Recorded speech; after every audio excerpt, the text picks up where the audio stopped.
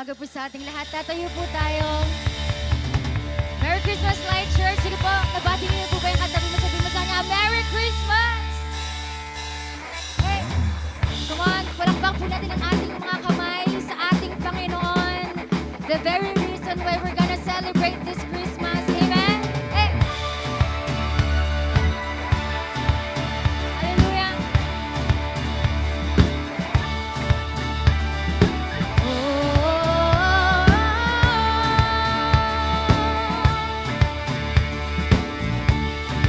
Nang lumiwanag ang mundo, pag-asang pangako'y narito. Isang munting tinig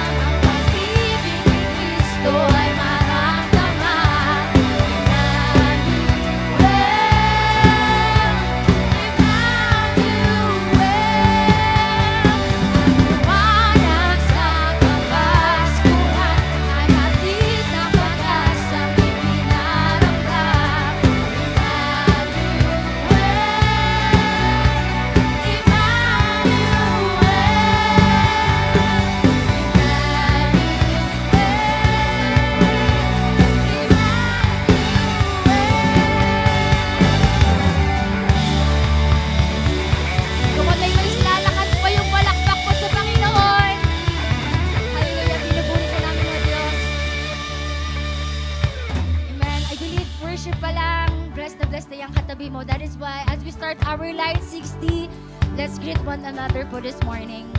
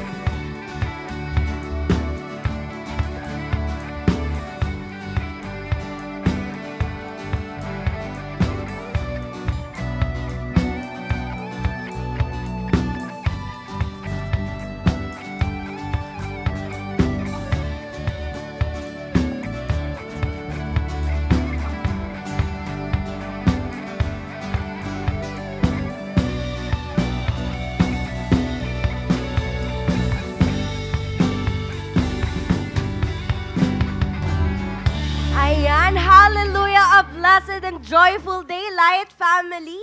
Ayan po, today is the second Sunday of December and truly nga po naramdam na natin ang Christmas atmosphere. Amen po ba? Amen, especially sa ating praise and worship earlier, the joy, the warmth, and the excitement is definitely in the air. Amen po? Amen. Kaya naman po, if you are blessed and grateful to be in the house of the Lord today, can you give God the best clap offering? Hallelujah. And this time, pwede niyo po bang tignan yung katabi niyo at sabihin niyo sa kanya, masaya ako at nandito ka, partner. Amen. And dahil po dyan, makakaupo na po tayo. Ayan, Light family, this month, we officially begin our December series entitled The King. And as we celebrate Christmas po, we are reminded that the season is not just about traditions or festivities, but about the coming of our King, the one who brings hope, peace, and salvation. Kaya naman, Light family, excited po ba kayo sa month na ito? Amen! Kung excited na po kayo, I am also excited to welcome our first-time visitors and ang ating mga VIP. Kaya naman po, if this is your first time here to celebrate with us, may we invite you po na tumayo? Sige po, wag na po kayong mahiya. Na lahat po na ating first-timers. And Light family, the best na palakpak po sa kanilang lahat.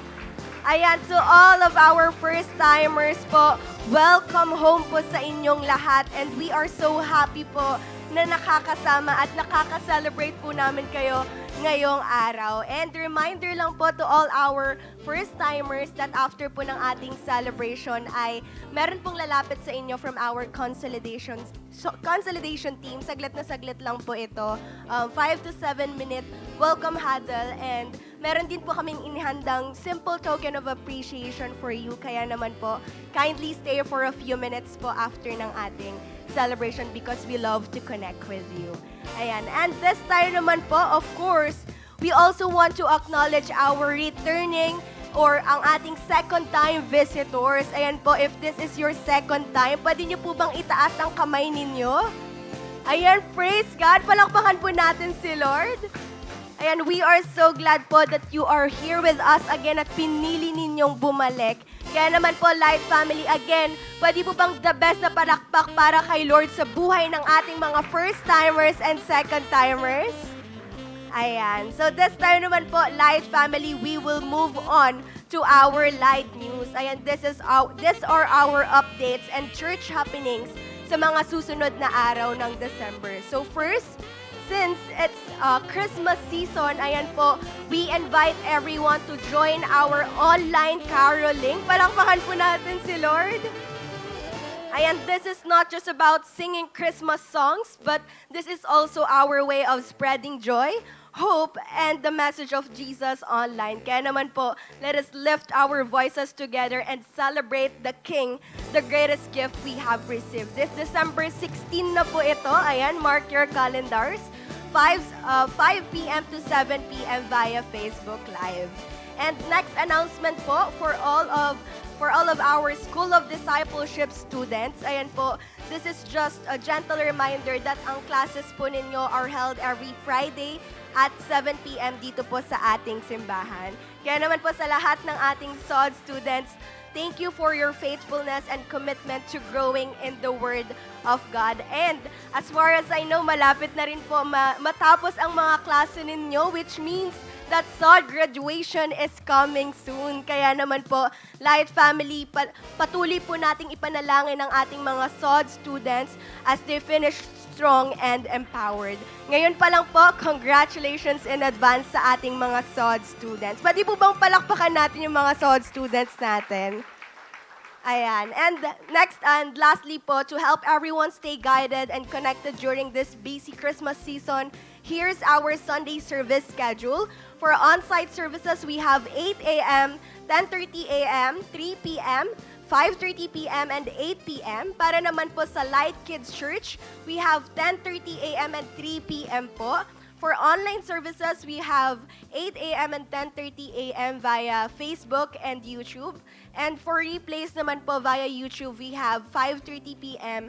and 8 p.m. Kaya naman po, i-invite na po natin ang ating families and friends because they always have a seat para sa kanila dito po sa ating Light Family. And now, Light Family, that's all for our Light News. Are we all ready po ba to go deeper and know more about the King we are celebrating this Christmas? Amen. Kaya naman po, let's continue together as we celebrate the truth that the King has come and He came for all of us. God bless you, Light Family, and enjoy the rest of the celebration. Ayan, happy Sunday po, Light Church family. So excited na ba yung katabi mo na ibigay ang best worship niya kay Lord? Amen? But first, let me introduce myself. I am Kim Cordero, married, volunteer in our church, and at the same time, part-time student. So alam kong excited at ready na ang lahat to give and honor the Lord. Kaya as we read Ezekiel chapter 44, verse 30, it says, "The best of all first fruits and all of your special gifts will belong to the priests. You are to give them the first portion of your ground meal so that a blessing may rest on your household." So, ang verse na ito ay sinabi noong panahon na inaayos ni Lord ang worship life ng Israel. So, God was restoring order in the temple. Nire-remind niya ang mga tao, if you want my presence and blessings to dwell in your house, honor me first. Kaya sinabi niya, bring me the best of your first fruits.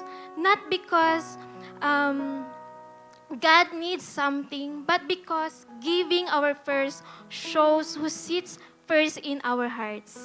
So ano po ba ang first fruit? So it means the first part of the harvest is the most precious. So during that time, the Israelites didn't know yet if the rest of the harvest would be plenty or enough for their families. Pero kahit may uncertainty, inuuna pa rin nila si Lord by giving Him the first and best portion. So, and God's promise, ano yung pangako ng Diyos? It says, it will bring a blessing on your household. Hindi ito random blessing lang, but household blessing. Ibig sabihin, may protection, provision, peace, favor sa buong pamilya. So, why the best? Kasi in worship, the best represents honor. Kung ano ang inuna at pinakamaganda na inaalay mo, yun ang nagsasabi kung gaano mo pinapahalagaan si Lord. First fruit is not about amount, it's about priority. And as we put Him first, He takes care of the rest. The bills, the needs, the breakthroughs, the protection, everything that we need. Kaya naman po, let me share my testimonies with you. Alam niyo po ba, there was a season in my life when I had to let go of something. So, I could step into a new beginning. So, last December 2022, I decided to stop working and just focus on me being as a housewife and at the same time on my spiritual journey.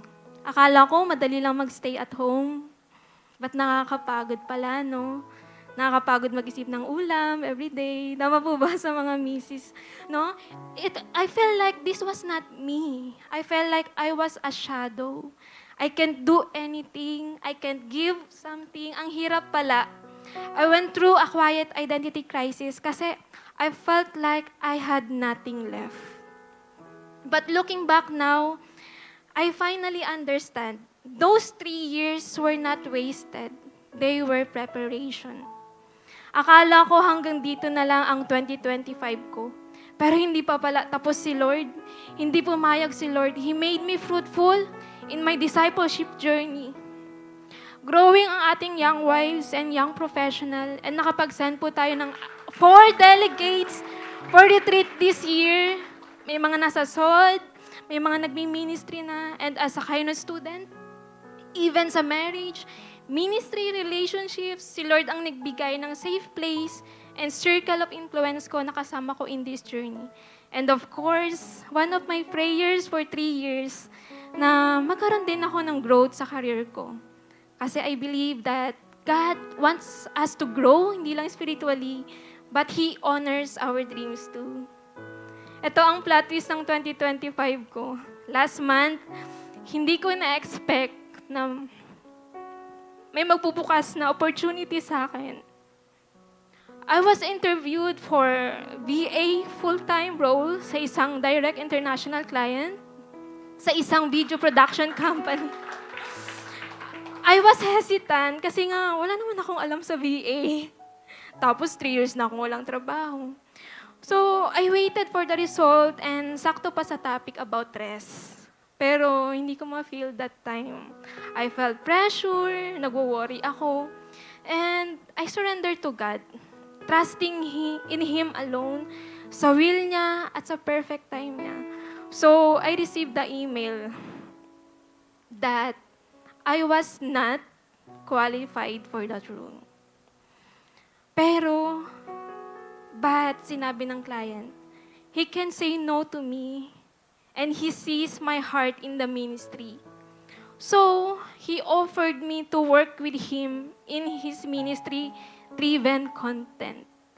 Yes, I was hired. May trabaho na po ako. As a general VA, and I was started to work part-time last December 1. So, praise God po, no? Dito natin makikita, when we give, God was not taking something from us, pero inaayos niya rin yung identity natin kung sino ba tayo sa harapan niya. Yan yung naranasan ko for 7 years of faithfully giving back my tithes, offering and first fruits, and I realized giving back is actually God building the foundation for His next blessing in your life. He will multiply every seed you faithfully sow into His kingdom. And finally, sa buhay ko, si Lord nag-provide ng aanihin kong first fruit. Kasi 'di ba, when we give our first fruits, it means ito yung pinakauna, pinakamahalaga, pinaka-the best. At bakit siya the best? Kasi si Lord mismo ang nagbigay. Kaya kung ano man yung ibinabalik natin ngayon, hindi siya about sa amount, hindi siya about sa achievement. It was way of saying, Lord, Ikaw nagbigay nito, kaya I honor you with the best part. So today, as a challenge, huwag tayong magbigay ng tira kay Lord. Let's give Him our first and best dahil siya ang source ng lahat. Maging generous tayo because generosity is worship. And honoring God opens the door for His blessings in our household. So, are you excited to give your best and honor God? Amen. If so, let us pray.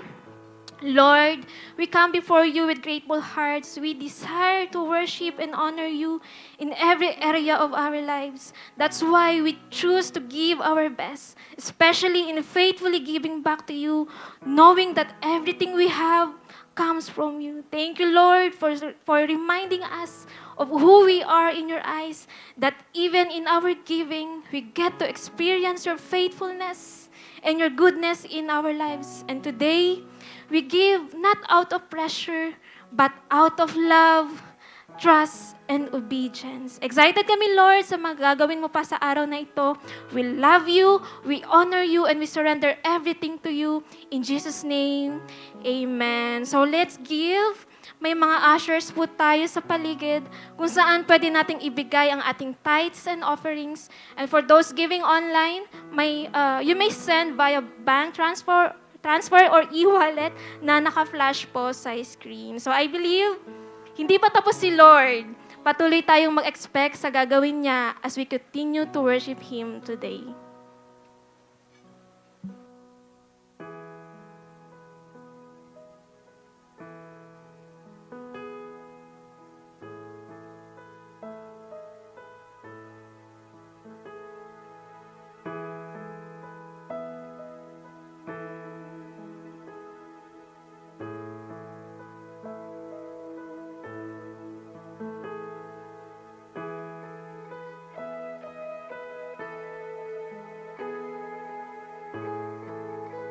And po, sino po dito excited pa mag-worship kay Lord? Amen po ba? Kaya naman po, if you're excited, tatayo po tayo at patuloy po tayo magpupuri sa Panginoon. I invite all of you to just close your eyes. Come on. Just feel the presence of God. And just acknowledge Him. Thank you, Jesus. We will sing this song about Behold, which is to see the King has come. If you truly know Jesus Christ, alam mo kung paano mo sasambahin ng Panginoon. Alam mo kung paano mo siya pupurihin. Come on, ikaw mismo, you just open your mouth and just acknowledge Him. Thank you, Jesus. You are our King, Lord, our Savior. Jesus, you are our Redeemer, Panginoon.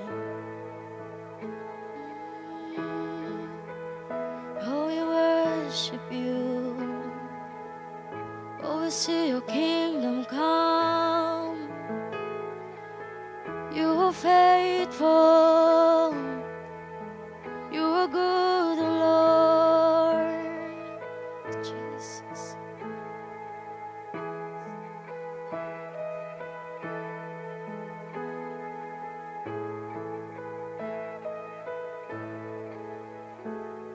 Behold, the King has come, divinity incarnate, creator of the world, breathing our air. Behold, what light has come, in the dark cannot contain it. The Savior of the world is finally here. Oh, come, let us adore Him. Come, let us adore Him. For He alone is worthy. Christ the Lord. Oh, we praise Your name. Oh, come, let us adore Him. Come on, we sing, behold the Father's love.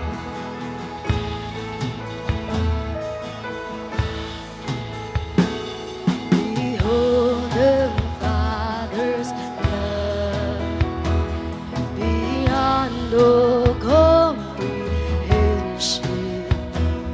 He gave His only Son to die in our place. So when sin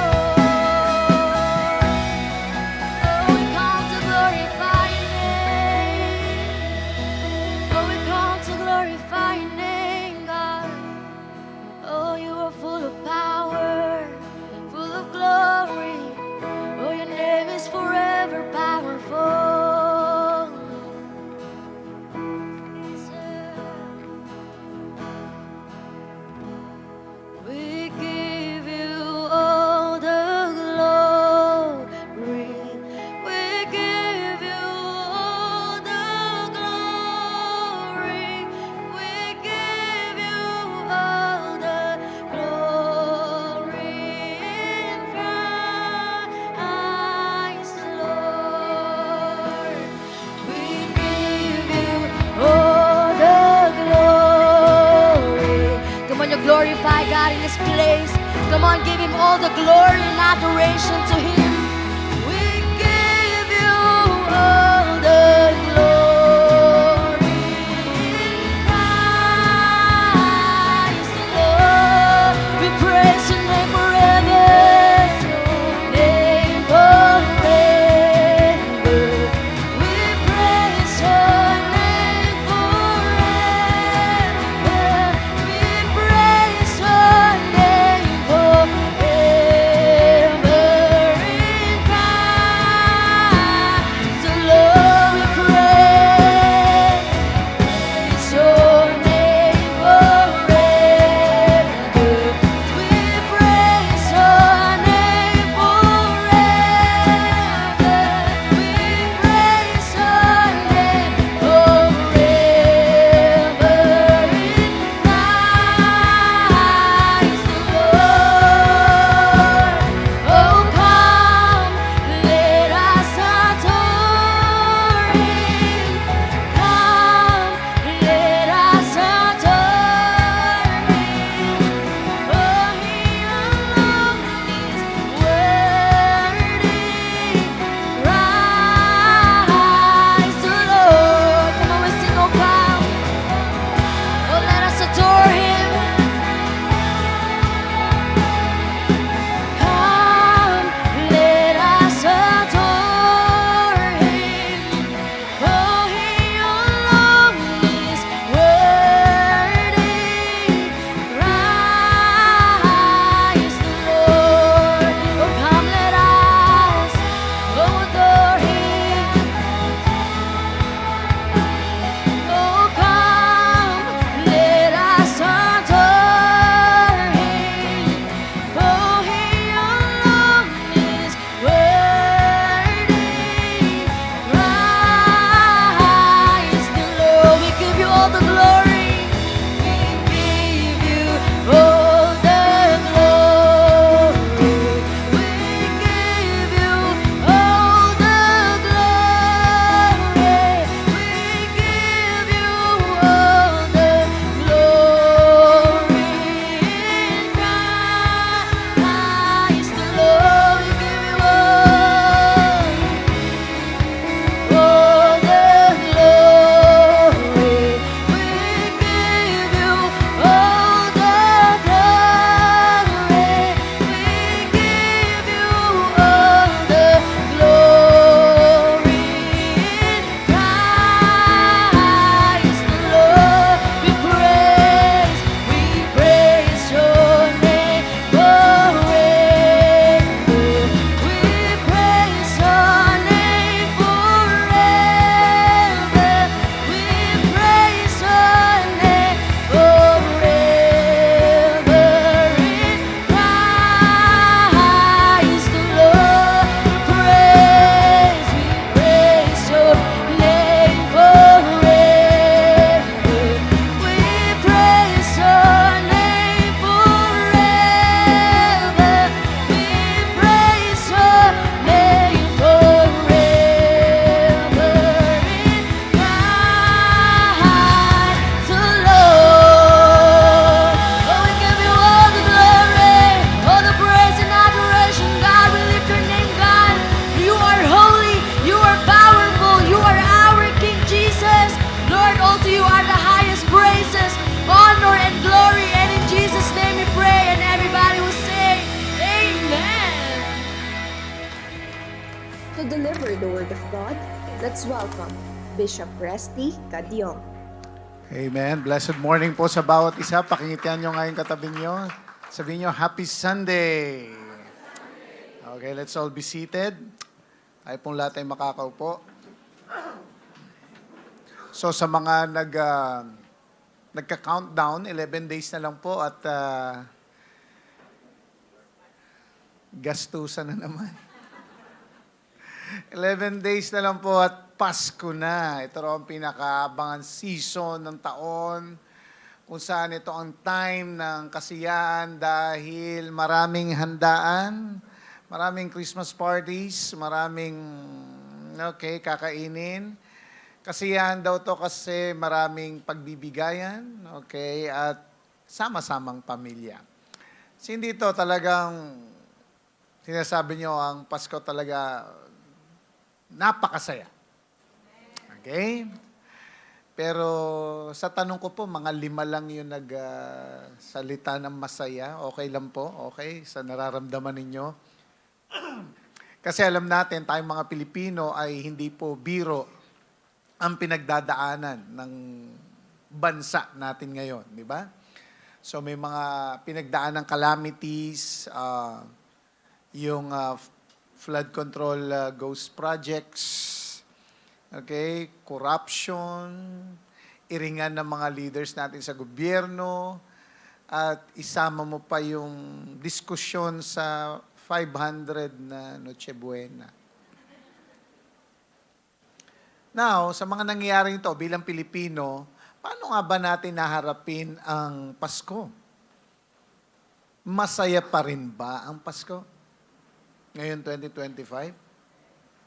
Well, ayon sa Social Weather Station's National Survey, nung taong 2023 daw, 73% ng mga adult ng mga Pilipino na sinasabi na na ang Pasko daw ay magiging, o ang Pasko ay masaya para sa kanila. 73% lang ang nagsasabi. Now, year 2024, last year, bumaba ito. 65% na lang daw ang nagsasabi na masaya ang Pasko. 10% ang nagsasabi na ang Pasko ay malungkot at 26% ang nagsasabi na hindi nila alam. Hindi nila alam kung masaya o malungkot ba ang Pasko. Actually, ngayon 2025, wala pong survey, wala pang lumabas na survey ang SWS. Pero marami nagsasabi na dahil sa mga nangyari nga raw po sa bansa, baka nga daw lalong kumonti ang porsyento na magiging merry ang kanilang Christmas. Okay? So, dito sa ganitong pangyayari, pwede nating sundan yung trend na dahil nga sa mga nangyari, sige, tanggapin na natin na hindi talaga masaya ang Pasko ngayon 2025. Or, pwede nating piliin na despite ng mga nangyayari, despite ng chaos, we can still choose to be merry ngayong Pasko dahil alam natin ang totoong diwa ng Pasko at kung paano niya tayo sinave, niligtas, pinalaya at pinagpala. Amen? Kaya sabi mo sa katabi mo, ganyanin mo yung katabi mo, sabi mo, masaya pa rin ang Pasko dahil kay Kristo. Amen? Kaya nga, Light Fam, as we approach the Christmas season, we are reminded ng ating hope sa pagkapanganak ng ating Lord and Savior Jesus.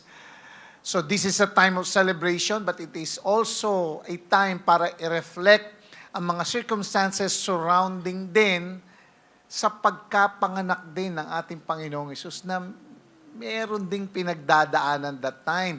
So today, we will explore kung paanong pinili ng Diyos na isend ang Messiah sa mundo sa panahon din ng chaos at ano ang implication nito sa ating present situation ngayon. Kaya sa part 2 ng ating December 2025 series, ibig sabihin kahit may problema, kahit may kaguluhan, kahit may chaos, meron pa ring hope dahil Christmas pa rin ang best time ever. Amen? That's why our title, Time of Hope Amidst Chaos, Prepare the Way of the King. Babasahin natin Galatians chapter 4, verses 4 to 5. Basahin natin sa ESV. Okay? Tatayo po tayong lahat bilang paggalang sa pagbasa ng salita ng Diyos. Kayo po ang babasa. 1, 2, ready, go.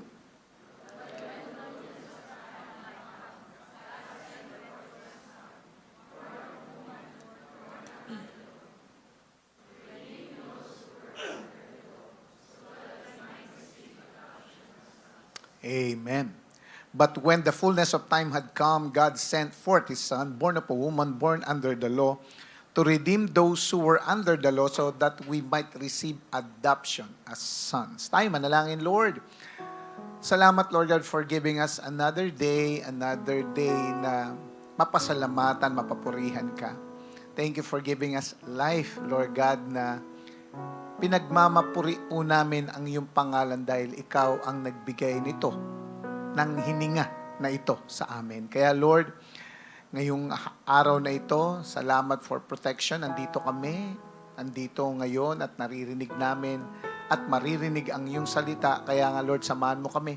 Banal na Espiritu, as we study your word, na anuman ang gumugulo sa aming buhay, gumugulo man sa aming kaisipan, hayaan mong pawiin ito ng iyong mapagpalang salita. Salamat, O Diyos, dahil alam namin paglabas namin ngayon dito, hindi na kami maging katulad pa ng dati. Dahil alam namin, O Diyos, lahat na nakakaranas ng iyong salita ay tunay na nababago nito. Salamat, O Diyos. Maitaas ka sa pangalan ni Jesus. Amen. Let's all be seated. So, ang binasa natin passage ay nakita nga natin sa Galatians. Ang ginamit ng Diyos na maisulat ang Galatians ay si Apostle Paul para sulatan ng churches sa Galatia, isang region sa modern-day Turkey around AD 50. So, ang binasa natin passage ay climax ng pagpapakita ng perfectly timed rescue mission ng Diyos. So, sinulat ni Paul that God acted, nung sinabi, when the fullness of time had come, at in-indicate nito yung perfect timing. Sabi mo nga, perfect timing. Ito yung perfect timing para isend si Jesus the King. So now, para maintindihan natin ang kalagayan or significance prior to Jesus' birth, so kailangan nating mag-throwback sa history ng Israel amidst the rise and fall ng mga world empires, na ito rin ang history ng chaos. So the empire's time, the history of chaos. Unang-una yung Israel nga, ang chosen nation, ang piniling bayan ng Diyos, na ito'y na-establish through His covenant kay Abraham. And supposedly, sila ang dapat maging liwanag sa mga bansa dahil sa kanilang pamumuhay sa kautusan at kalooban ng Diyos, na talagang sa kanila nag-manifest ang glory ng Diyos. Pero kung titignan natin, ang history nila, puno ito ng cycles ng faithfulness and unfaithfulness, na sa huli, nagresulta ito sa pagsakop at exile nila. At noon nga 586 BC, sinakop sila ng Babylonian Empire. So ito yung kanilang exile experience.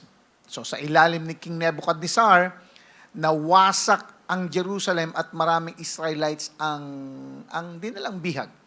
Ito yung panahon ng matinding despair dahil hirap silang panatiliin ang identity at faith nila sa isang foreign land.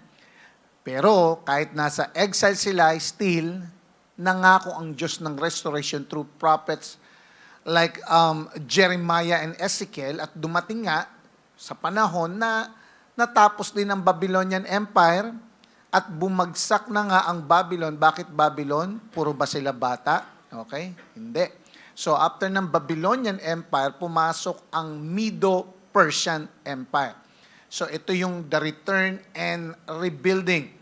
So, nandito na ngayon si King Cyrus na nagbigay ng decree noong 538 BC na pinayagan ang mga Israelitan na makabalik sa kanilang bayan at muling itayo ang temple.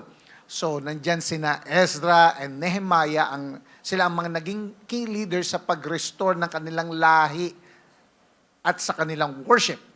At si Ezra mismo ang nanguna sa pagre-reestablish ng law at sa pagtawag sa bayan pabalik sa repentance. So, after the Medo-Persian Empire, na natapos yun, pumasok naman ang pag-rise ng Greek Empire.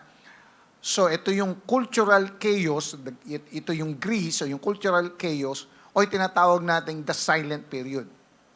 Pagdating ng Greek Empire, kumalat kasi ang Hellenistic culture na lalo pang nag-complicate sa spiritual life ng bayan ng Diyos.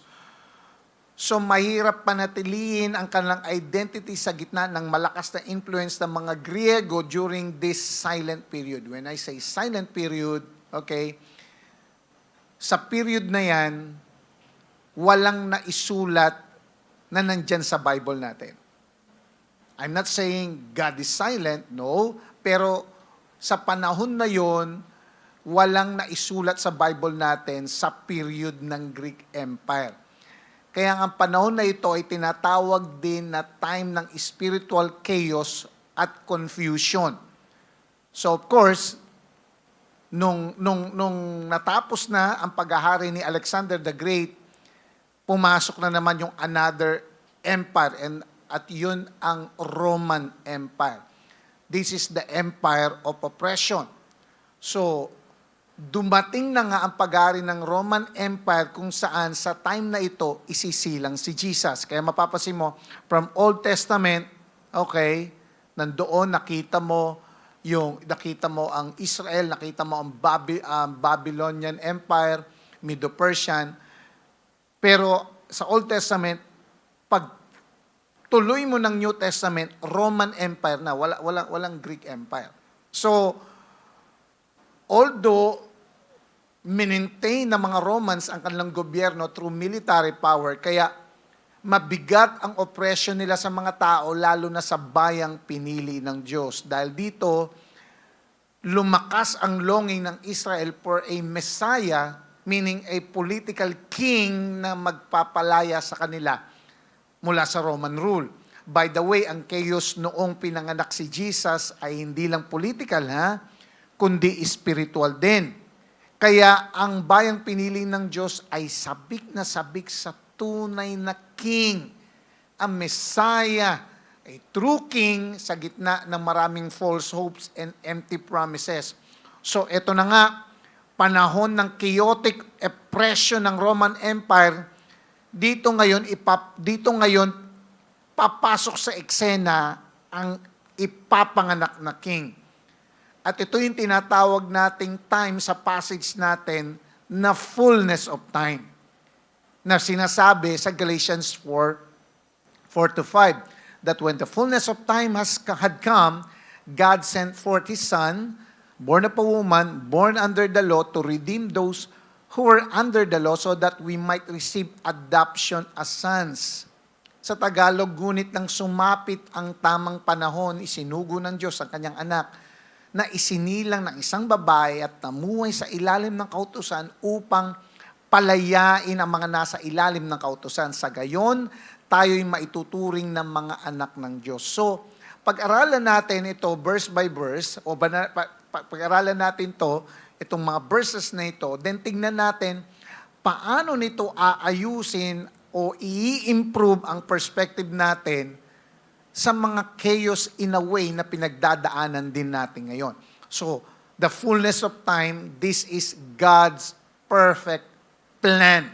Nung sinabi, but when the fullness of time had come, sabi ko nga, ito yung perfect timing, at mapapansin mo, nagsimula si Paul sa salitang ngunit or but, so ito ay holy interruption.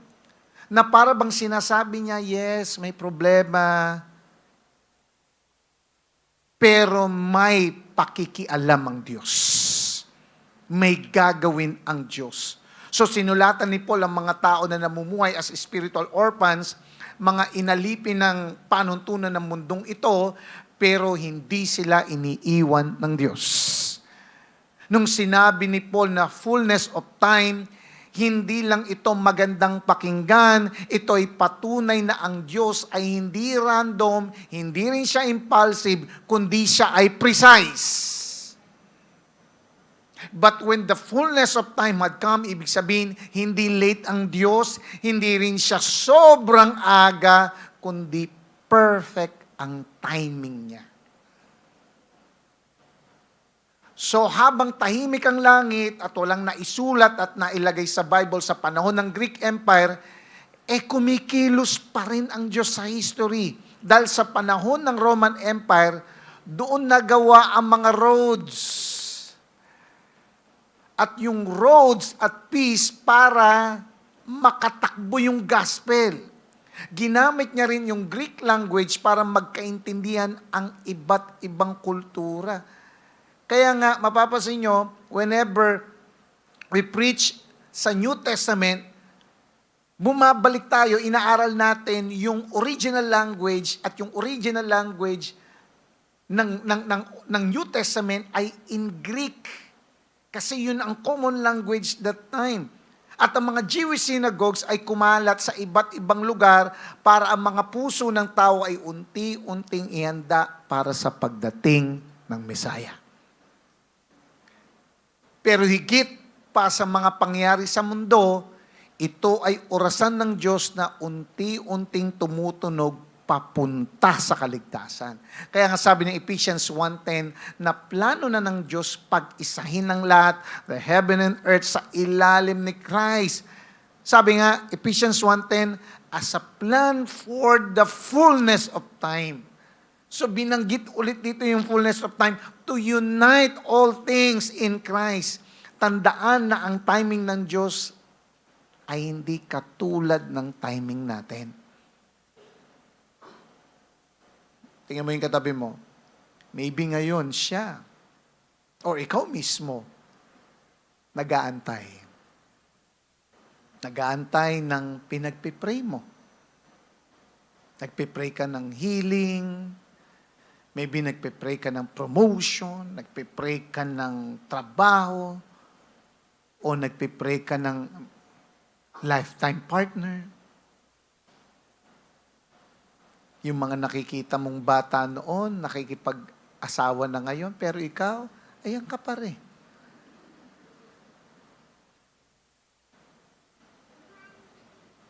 Parang gusto ko suntukin ng katabi mo. Huwag mo akong pinakikialaman, sabi niya.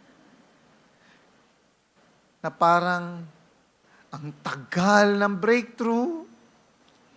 Parang ang tagal-tagal, parang walang nangyayari. Parang ang tagal ng restoration na parang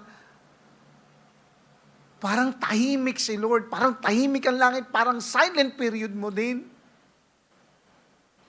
But I hope this verse ay may bulong sa puso mo na nagsasabi ang Diyos, anak, magtiwala ka. Na kung dumating ang fullness of time para kay Jesus na maipanganak, darating din ang fullness of time ng Diyos para sa iyo. Amen. Kaya mga kapatid, paano kung yung delay na kinainasan mo ay siya palang divine setup na ginagamit ng Diyos para sa mas malaki na plano niya sa iyo? At paano kung ang waiting season mo ngayon ay preparation season niya pala para maranasan mo yung kalooban niya. Tandaan mo na sa fullness of time ng Diyos, according sa kanyang will, sisikat at sisikat ang liwanag niya para sa iyo. Kung naniniwala ka, palakpakan mo si Lord.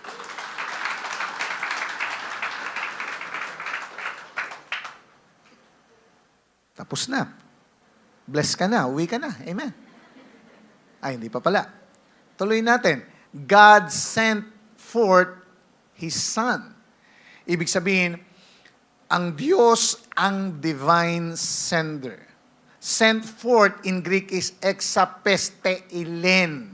Ibig sabihin, sent forth with purpose. Ibig sabihin, parang isang hari na nag-dispatch ng kanyang ambassador with authority and mission. Na hindi ito simpleng pagpapadala, ito ay may direksyon, dahilan, at may laman. At tandaan natin, hindi nagpadala ang Diyos ng isang human hero. God the Father sent God the Son, the pre-existent one that is eternal and divine. Kaya nga sabi sa John 1:1, in the beginning was the Word, and the Word was God. Na hindi lang basta magpapakita si Jesus, He was commissioned from the kingdom of heaven. And this echoes the Christmas story ng eternal Word ay magiging flesh. John 1:14, and the Word became flesh and dwelt among us. So ang Diyos na walang hanggan, naging tao para sa atin. Bakit? Because we can never save ourselves dahil alipin tayo ng kamunduhan, alipin tayo ng kasalanan at kamatayan. At nung hindi na kaya ng taong makaakyat sa Diyos, ang Diyos na mismo ang bumaba sa tao. Hindi nagpadala ang Diyos ng memo at hindi siya nagpadala ng miracle lang. Ipinadala niya ang kanyang anak. Personal, napaka-costly and sacrificial. Ganyan ka-personal ang pagmamahal ng Diyos. Kaya nga, tingnan mo yung katabi mo, kung nagdududa siya sa love ng Diyos, well, pakinggan niya ito. God sent His best for you. Amen. Hindi dahil deserve mo, hindi dahil perfect ka, dahil hindi naman, kundi dahil plano niya, dahil sa pagmamahal at grace niya sa iyo. Palakpakan natin si Lord. Amen. And He is born of a woman, born under the law. And this is a humble incarnation. Born of a woman. Ibig sabihin, talagang papasok si Jesus sa mundong ito ng buo, kumpleto at totoo. Hindi siya multo o apparition o hologram, meaning totoong flesh and blood. At sa mismong pagsilang niya, tinupad niya ang prophecy na ang seed of the woman ang dudurog sa ulo ng serpent na sinasabi sa Genesis 3:15. Pero hindi doon nagtatapos si Paul, dinagdag niya pa, born under the law. Ibig sabihin, lalaki o mag-grow si Jesus bilang Hudyo, susunod sa bawat utos, bawat batas, bawat requirement na kautusan. Hindi bilang makasalanan, kundi bilang ating perfect representative. Bakit niya kailangan gawin yon? Para makilala niya tayo sa ating kahinaan. Because sabi sa Hebrews 2:17, na kailangang magkatuwang tao ni Jesus upang maging katulad siya ng mga kapatid niya sa lahat ng bagay para sa kapatawaran ng kasalanan ng tao. So isipin mo, the King of Kings stooping to our level. Ipapanganak sa kahirapan at chaos sa panahon ng Roman occupation at sasailalim sa mga batas na siya mismo ang nagbigay kay Moses. Well, that is humility and love. Bakit niya gagawin yon? To redeem those who were under the law. And that is a redemptive process. To redeem in Greek is exagorazo, means to buy back. Parang bibili ng isang alipin mula sa slave market para palayain. And sa Roman times, magbabayad ka ng presyo para iligtas ang isang tao. Well, sa Old Testament naman, parang kinsman redeemer sa Book of Ruth, isang kamag-anak na nagbabayad ng utang para maligtas ang pamilya. Now, sino ba yung those under the law? Una, yun yung mga isisave. Una, yung mga Hudyo na nabuhay o nabubuhay sa ilalim ng Mosaic rules. Pero sabi ni Paul, lahat tayo kasama dahil lahat ng tao ay enslaved ng kasalanan tulad ng sinabi sa Galatians 3:22 na tayong lahat ay imprisoned everything under sin. So, ano ba yung law? Well, pinapakita nito kung gaano tayo nag-fail. It curses us, sabi ng Galatians 3:13. That's why Christ redeemed us from the curse of the law by becoming a curse for us. Parang salamin na nagsasabing, hindi mo kaya. Pero dito ngayon pumasok yung good news, ang mabuting balita. Ang ipapanganak na king ay magre-redeem sa atin by becoming the curse on the cross. Hindi pera ang binayad niya, hindi good works, kundi dugo at buhay, and that is freedom. Para saan? So that we might receive adoption as sons. And this is the glorious result.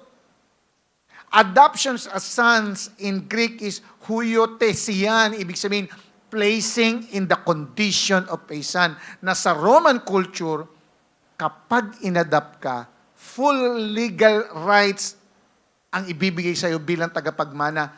Walang tanong-tanong, walang pagdududa, at hindi ka second class lang. Kaya ang sinabi ni Paul dito ay napakasimple yet powerful. Hindi ka lang pinatawad ng Diyos, tinanggap ka pang kapamilya. At ang sabi sa passage ay we, tayo. Meaning, ang mga Hudyo, mga Hintil, meaning lahat ng lahi, kasama tayo doon. And so, ang taong nananampalataya kay Jesus, kahit hindi Hudyo, ay hindi second-class citizen sa karya ng Diyos. At yung word dyan na sonship, baka isipin nyo, wala po bang daughtership? No. When we say son, baka isipin nyo, ay panlalaki lang to, lalaki lang ang masisave. No. Ang sonship, hindi lang ito pang lalaki lang, kundi ito ay legal term para sa inheritance rights. Meaning open sa lahat, male or female dahil kay Christ.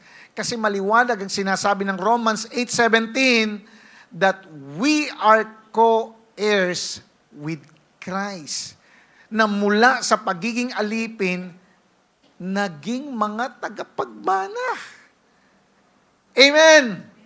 Sons and daughters ng Diyos. And so, listen, kung pakiramdam mo parang outsider ka, parang hindi ka belong, well, ang sinasabi sa iyo ng Diyos, anak, you're mine. Amen! Palakpakan natin ng Diyos. Hallelujah! So mga kapatid, ang fullness of time ay nagpapakita na ang Diyos ay kumikilos ayon sa kanyang perfect timing. Lahat ng kilos ng Diyos ay perfect. Hindi nagkakamali ang Diyos. Na kahit gaano ka-chaotic o kagulo ng Roman Empire noon, pinili niya ang eksaktong sandali para ipadala ang kanyang anak, the King. Proving na ang nararanasang chaos ay hindi magpapastop sa plano ng Diyos, kundi preparation ng stage para sa kanyang greatest acts of love. At tulad noon, sa panahon din na ang buhay natin ngayon ay may political, social, o personal na kaguluhan, paalala ito na ang Diyos na sovereign sa kapanganakan ni Jesus ay siya pa rin sovereign hanggang ngayon sa ating present condition and situation. So, sino dito pa naniniwala na madalas nga sa gitna ng kaguluhan, doon natin pinakamalinaw na nakikita ang presensya at layunin ng Diyos.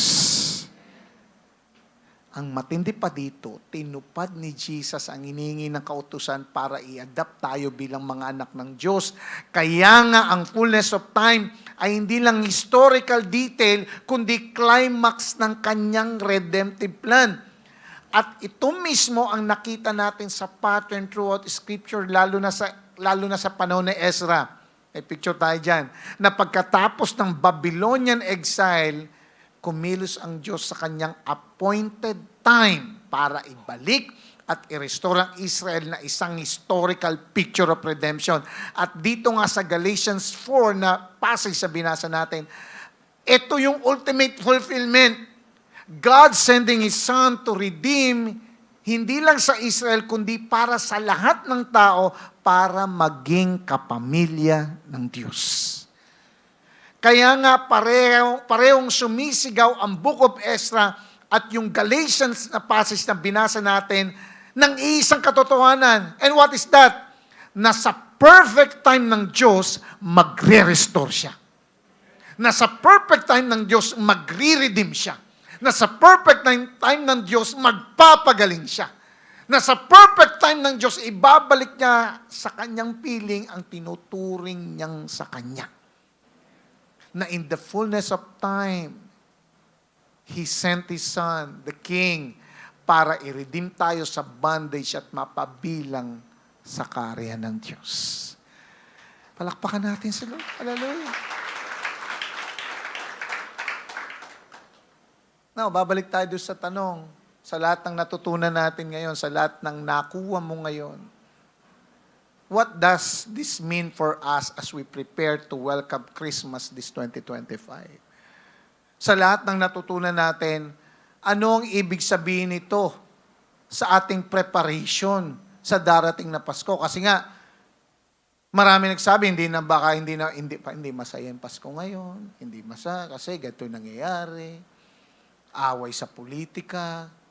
Nagtuturuan, sino yung bangag, sino yung adik, ang gulo-gulo. Parang hindi united ang gobyerno. May impact yan. Amen. So sa kabila ng kaguluhan na pinagdadaanan, maybe ngayon ng mundo ng Pilipinas o maybe ikaw rin meron kang sariling kaguluhan na hindi namin alam, ikaw lang nakakaalam. So sa lahat ng natutunan natin ito, paano natin ipiprepare ang sarili natin sa darating na Pasko? Well, sa ating natutunan ngayon, wala tayong ibang gagawin kundi alamin at i-realize ano ba ang reason bakit may Pasko. Well, ang gagawin natin is to prepare. I-prepara natin ang daan ng hari. The relevance in our present time, prepare the way of the King. Unang-una, it is time to prepare our hearts. Let's repent, believe, hope, and embrace God's timing. Tulad ng sigaw ni John the Baptist, prepare the way of the Lord. Ngayon ang oras para ihanda ang puso natin. Sa gitna ng ingay, pressures, chaos ng buhay, God is calling us to repent, to come to Him again and again. At kung ang buhay natin ay parang magulo, hindi malinaw, hindi umaayon sa plano natin, then listen to this. Embrace God's timing. Yakapin mo yung time ng Diyos. Ang fullness of time na nagdala kay Jesus ayon sa plano ng Diyos ay ang the same na Diyos na siyang kumikilos din sa kwento ng buhay mo ngayon. Kaya nga, let's surrender our timeline to Him. Let's surrender our plans to Him. Let's surrender everything to Him. Bitawan natin yung ating mga worries, yung ating mga personal deadlines, yung ating mga personal quotas and expectations, and let God be God sa buhay mo. And as we surrender everything, mag-hope tayong muli dahil ang time ng Diyos ay laging perfect para sa ating lahat. Palakpakan natin ang Diyos. What does this mean to us? It is time to prepare our lives. Let's live righteously and rest in redemption. Ito na yung oras para ihanda ang buhay natin sa mundo na lunod ng corruption, compromise, moral decay. Tinatawag tayo ng Diyos maging ilaw. Kung paano tinawag ng Diyos si Ezra para ibalik muli ang Israel sa kautusan at kalooban ng Diyos after ng exile, then tinatawag din tayo ng Diyos na bumalik sa kanyang righteousness, holiness, and integrity. At ngayong ang darating na Pasko, mag-rest tayo sa kanyang katubusan. Ikaw na nananampalataya sa King of Kings ay hindi ka naglalakad para i-earn ang love ng Diyos dahil tinatanggap at damang-dama mo yon. Hindi ka tumatayo para patunayan ang sarili mo dahil tinubos ka na niya. Kaya habang lumalakad ka ng may katuwiran sa gitna ng kaguluhan, gawin mo ito ng may kapayapaan sa puso because Christ has redeemed you. Tinapos niya na lahat. Binayaran ng dugo ng isang hari. Kaya nga ito yung time na mamuhay ayon sa kalooban ng hari. This is the time to shine para kay King Jesus. What does this mean for all of us? It is time to prepare the way. Be bold, witness, and live as King's children. Ito na yung oras para ihanda ang daan para sa hari na sa panahon ngayon na marami ang nawawala, marami din ang nagwawala, nasasaktan at naghanap ng pag-asa. Tandaan mo, ikaw ang witness ng hari. Then be bold and brave para i-share ang mabuting balita. Kailangan ng tao ang restart sa buhay niya. Pray din natin ating mga leaders sa ating gobyerno na kahit minsan nakakadismaya, but still, let's promote unity sa mundo sa panahon ng puno ng division. Maging peacemakers tayo, bridge builders, and encouragers. Mga kapatid, ngayong darating na Pasko, mamuhay tayo bilang mga tunay na anak ng Diyos. Live as the King's children. Ano kung sa Pasko wala kang masyadong handa o maraming handa sa Noche Buena. 500 na nga lang, kulang pa. Ano kung sa Pasko, malayo ka sa pamilya mo. Ginawa mo naman ang lahat, pero wala ka nang magagawa dun. Ano kung sa Pasko, malamig pa rin. Paano kung sa Pasko, wala ka pa rin lifetime partner? Huwag mo nang titingnan yung katabi mo, napipiko na yan. Gusto ko sabihin sa iyo, hindi ka alipin ng takot at anxiety. Ikaw ay anak ng hari. So trust His plans. Trust the process and trust His timing. Kaya nga, carry the authority, the identity, and the hope ng kingdom kahit nasan ka. Ito yung time para lumakad na may confidence. Ito yung time para lumakad with compassion at courage. Why? Because you belong to the King. Amen. Sino dito maraming natutunan? Palakpakan niya nga si Lord. Hallelujah. Kaya nga, Light Fam, as we prepare to celebrate Christmas, 11 days na lang, alalahanin natin to. Kasi baka marami tayong masyadong expectations. Dapat ganito yung Pasko natin, masaya. Dapat walang nagkakasakit. Dapat walang namamatayan. Dapat ganito, maayos. Diba, naranasan mo na yon maybe. Kapag birthday mo, pero maraming problema, maraming pinagdadaanan, parang ayaw mo i-celebrate. Pag birthday mo, pag may sakit sa inyo, o may problema, kahit may budget ka, parang ang hirap pag-celebrate.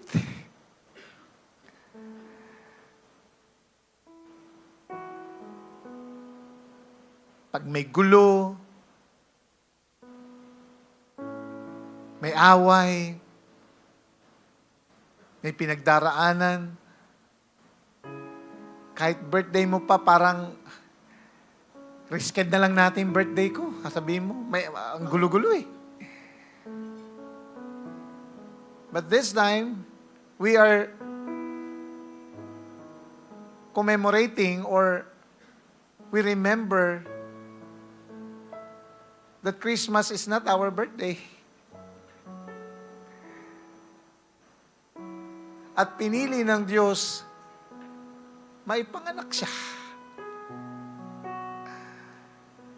Marami kasi sa atin, ang lakas ng expectations niyang Pasko. Bakit? Birthday mo?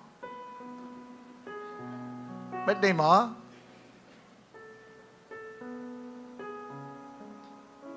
Kaya nga, as we prepare to celebrate Christmas, alalahanin natin to. Ang kaguluhan na bumabalot sa kapanganakan ni Jesus ay hindi hadlang sa plano ng Diyos. Amen? Kundi bahagi yon ng kanyang plano. At kung nagawa niyang magpadala ng pag-asa sa gitna ng kaguluhan noon, kaya niya ring magpadala ng pag-asa sa gitna ng kaguluhan mo ngayon. Still, the message of Christmas is a message of hope. Punong-puno pa rin ito ng pag-asa. Sa kabila ng mga tensions, political tensions, personal battles, mga kalamidad na hindi natin inaasahan, ang kapayapaan ng Diyos pa rin ay pwedeng maghari sa iyo kung tatanggapin mo at iaalaw mo. Dahil hindi lang siya dumating bilang hari, dumating din siya bilang prinsipe ng kapayapaan. Isaiah 9:6, He is the Prince of Peace. Mga kapatid, listen. Dito tumitibok ang puso ng Pasko. Ano yon? Dumating ang hari para sa akin at para sa atin lahat. Kaya ngayon gawin natin ang panata na ihanda ang daan para sa hari. That number 1, it's time to prepare your heart. Embrace God's timing. It's time to prepare our lives. Rest sa katubusan tinanggap natin sa Diyos. And it's time to prepare the way. Mamuhay tayo bilang anak ng hari at mag-witness para sa Kanya. Listen, sa mundong ito na puno ng kaguluhan at mga uncertainties, pwede tayong tumayo ng matatag dahil alam natin na ang Diyos na ating tatay ay nasa trono niya pa rin. Siya ang ating hari, siya ang ating tagapagligtas, at siya ang ating pag-asa. At sa gitna ng lahat ng ito, listen, may kapayapaan. Dahil ang tunay na Mesaya ay dumating, hindi nang iiwan, at muling darating. Tatayo po tayong lahat. At habang ikay nakayuko at nakapikit ang mga mata, may tanong ako sa iyo. Ikaw ba ay nasa punto ngayon ng buhay mo na pakiramdam mo puno ng kaguluhan,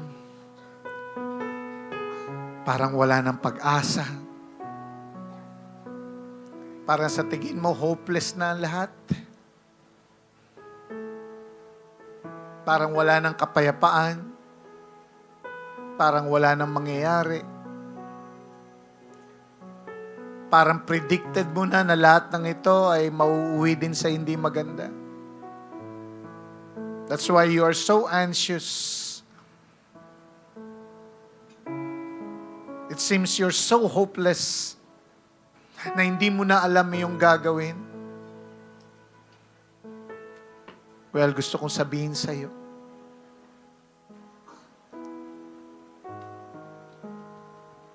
your King is still here.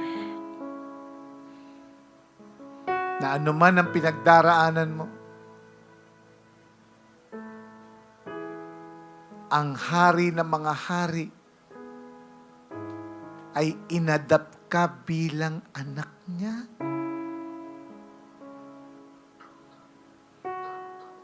Na anuman ang pinagdaraanan mo, na anuman ang nangyayari sa iyo, nakikita niya. Hindi niya inalaw yung mga nangyayaring yan sa iyo para pahirapan ka, para saktan ng iyong damdamin. No! Inalaw niya ang mga nangyayari sa buhay mo para maging dahilan niya na lumapit ka sa Kanya.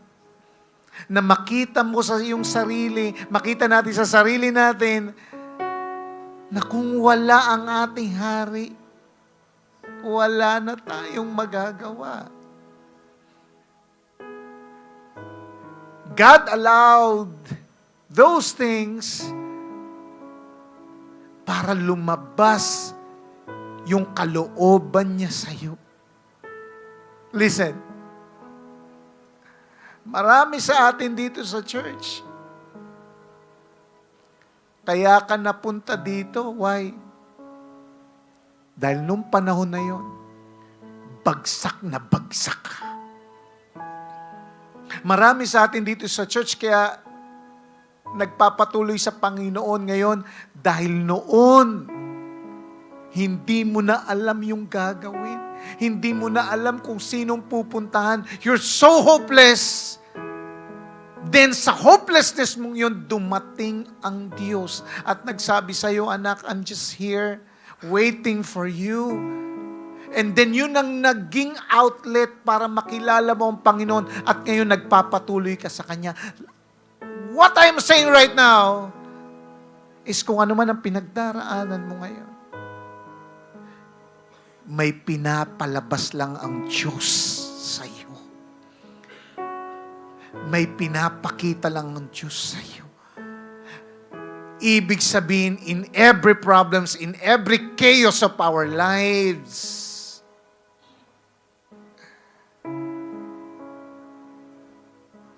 yan ang simula ng iyong breakthrough. Kaya sa mga oras na ito, if God allows you to experience what you are experiencing right now, maybe God allowed you na maranasan mo yung mga yan. Ulitin ko, hindi para bulihin ka, para ipakita sa'yo, hindi ikaw ang hari ng buhay mo, kundi ang Diyos mismo na siyang nagbigay ng buhay para sa'yo. Nandito ngayon ang iyong hari.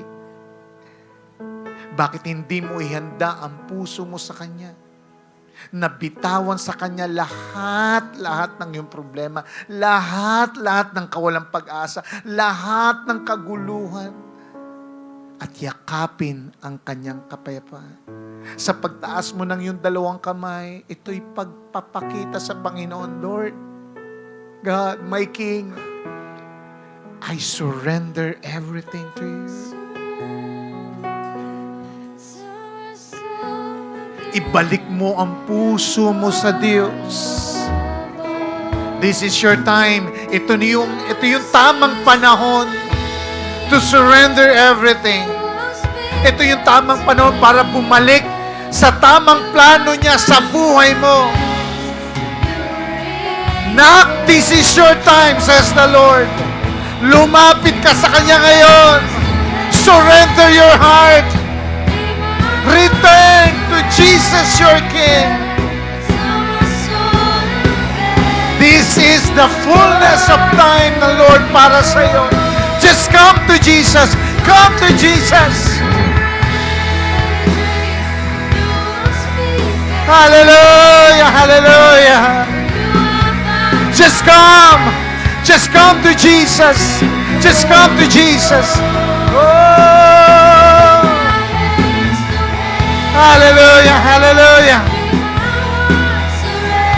Hallelujah, hallelujah. Just come. Just come to Jesus. Oh. Just come. Just come. Hallelujah.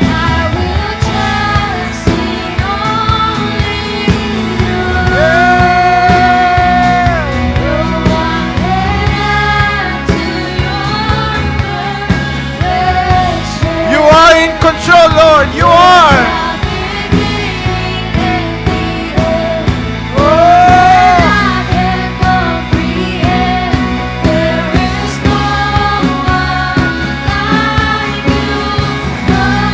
Hallelujah, hallelujah.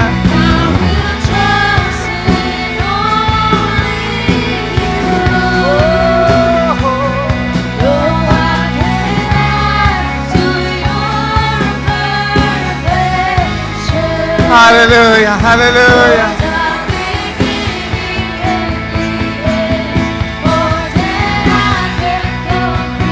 Hallelujah.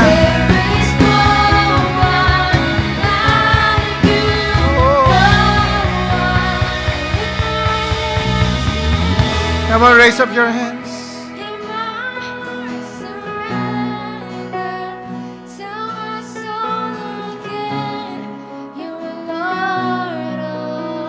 Hallelujah, hallelujah.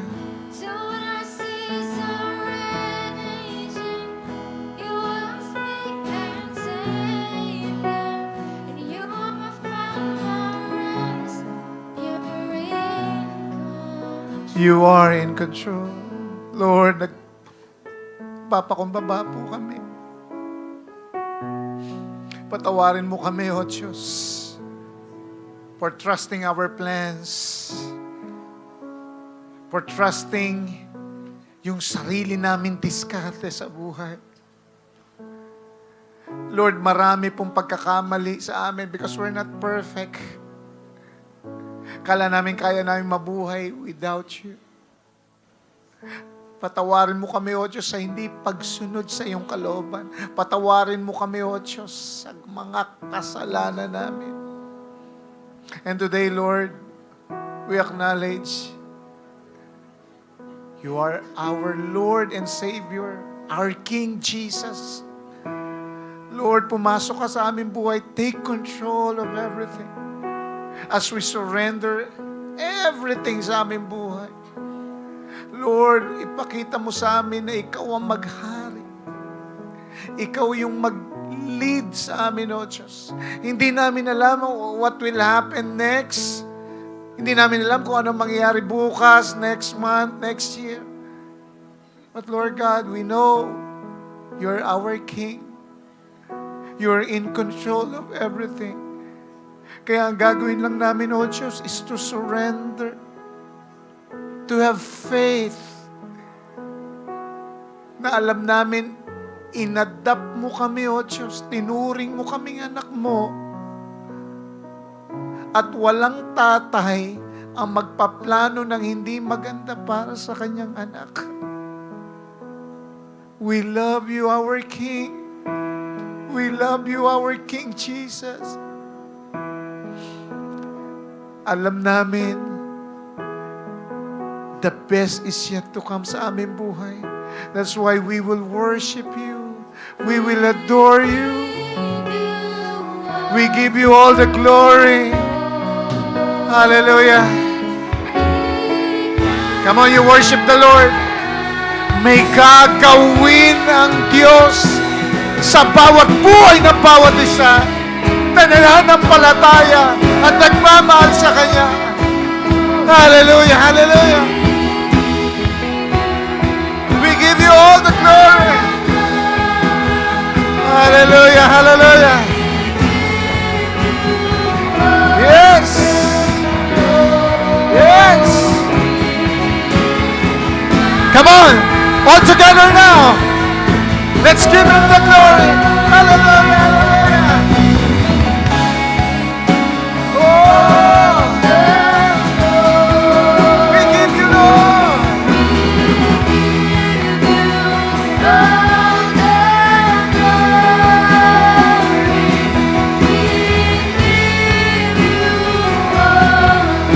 Hallelujah for the last time. Christ. Hallelujah. For the last time. Hallelujah.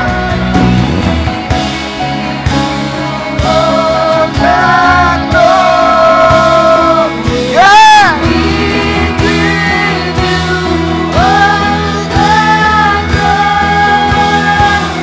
Hallelujah.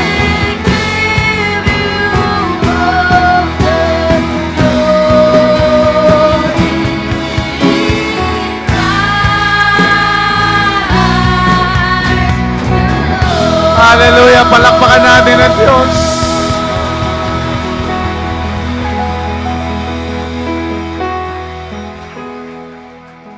And let the peace from our King reign on our lives. Receive the peace of our King. Our King is in control of everything. Hallelujah. Palakpakan natin ang Diyos. Yung palakpak na para sa Panginoon. Come on, may mas malakas na palakpakan na ibibigay para sa ating Panginoon. Come on. At sa mga nahulugo ng kanilang tithes and offering yung basket, na lang po sa harap. Isang paawitan natin ang Panginoon, Emmanuel. Ngayon at magdiwang, umaawit doon sa libutan, mga pinapasilang, lahat ay nagagalaw. Ngayon ang magdiwang, sa sundot ng tagapagligtas.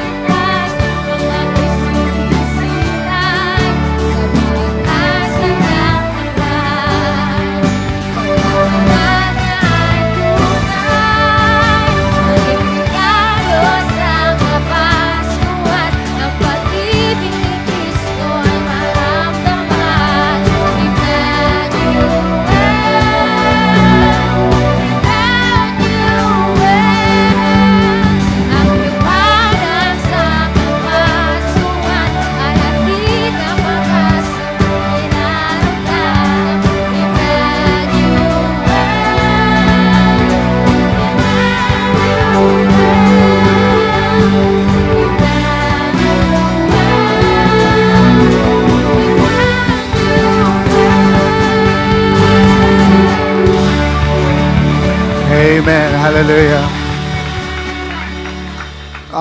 Before we close in prayer, meron tayong mga members na babiyahe going to US and we will pray for them. Tawagin natin sila Brother Patrick and Sister Ria to come here in front. We will pray for them. Actually, they will go there not just to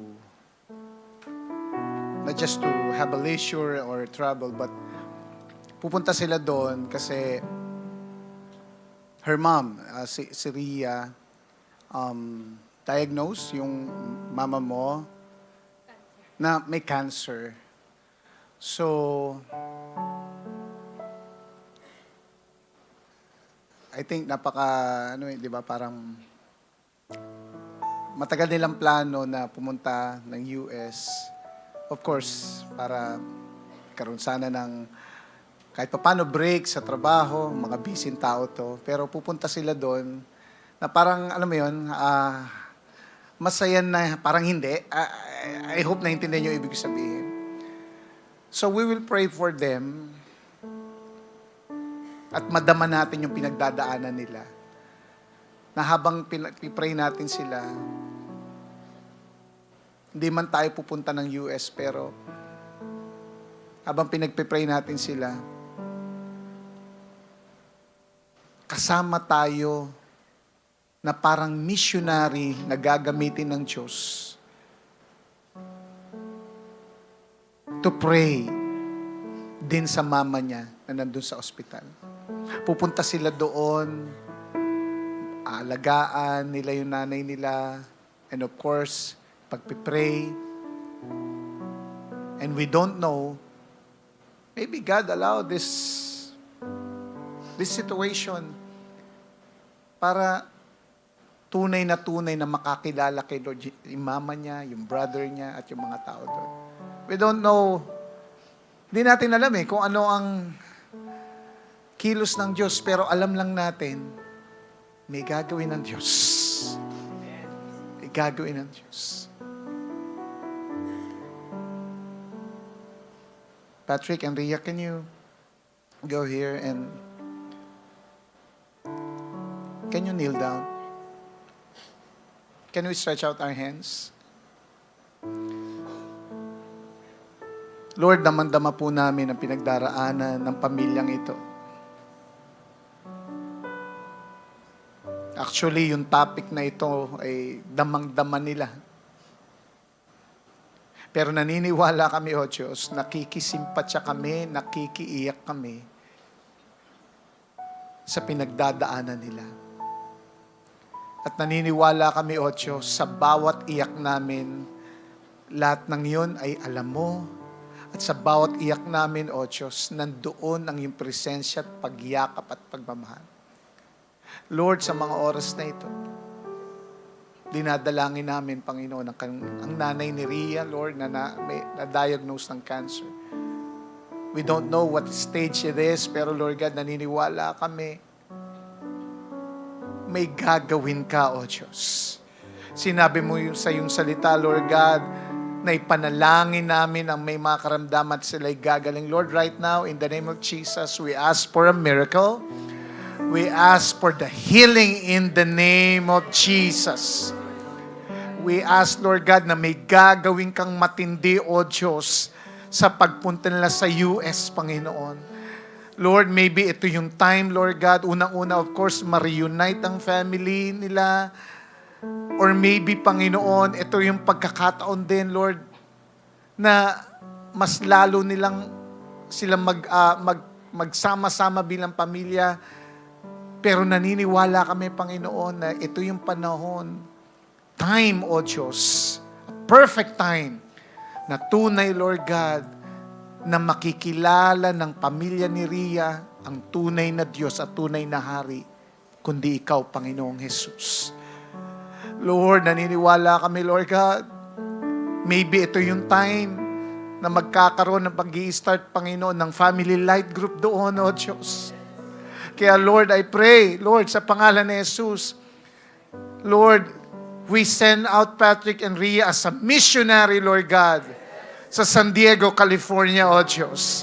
Nasisimulan nila sa pamilya nila doon, Panginoon. Lahat ng natutunan nila sa iyo, Panginoon. Ito na, O Diyos, yung examination ng lahat-lahat. Ito na yung practicum, O Diyos, ng lahat na natutunan nila, Lord God. Naniniwala ako, O Diyos.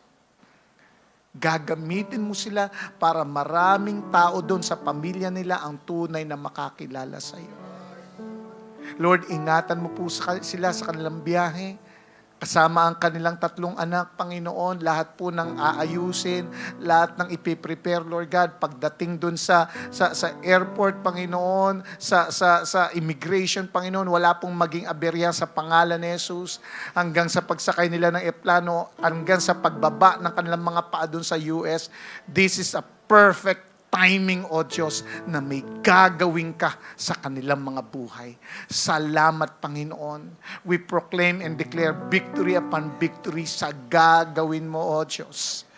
We're looking forward, O Lord, sa matinding testimony, O Diyos, na gagawin mo in accordance to your will. Lord, salamat din sa ginawa mo sa aming natutunan ngayon. Tunay nga na patuloy mo, Panginoon, pagpapaalala sa amin that we are not in control. You are, Lord God, in control. You are our King. Salamat sa mga natutunan namin. Salamat sa gagawin mo pa sa aming pamilya, O Diyos, sa aming buhay. And next Sunday, Panginoon, naniniwala ako, mag-i-invite pa kami, Lord God, dahil maraming tao sa paligid namin ang kinakailangan makarinig ng iyong salita. Salamat, O Diyos. Ingatan mo kami sa aming pag-uwi. Receive the blessings from the Lord. The Lord bless you. The Lord keep you. Make His face shine upon you and be gracious to you. The Lord turn His face toward you and give you peace. Lord, sa iyo po ang papurit, pasalamat. All glory belongs to you. In Jesus' name. Amen. God bless us all. Magkamayan po tayo. See you next Sunday. God bless.